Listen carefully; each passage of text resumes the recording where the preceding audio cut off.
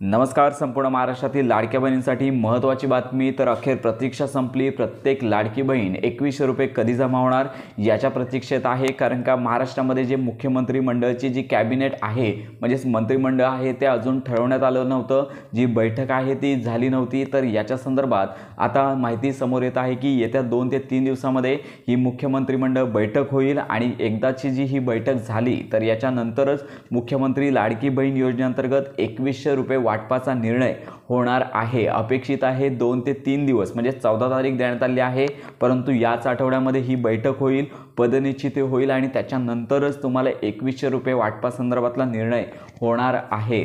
तर अपेक्षित आहे पुढच्या आठवड्यामध्ये हप्ते वाटपासंदर्भात निर्णय होईल आणि या संदर्भात तशी अधिकृत घोषणा देखील महाराष्ट्राचे मुख्यमंत्री सन्माननीय देवेंद्र फडणवीस आहेत ते देखील करणार आहेत. तर अशा प्रकारे ही महत्त्वाची माहिती सर्व लाडक्या बहिणींपर्यंत नक्की पोहोचवा. योजनांसंदर्भात खात्रीशीर अपडेट्स करता आपल्या मराठी अपडेट गुरु या यूट्यूब चॅनलच्या कनेक्टमध्ये राहा.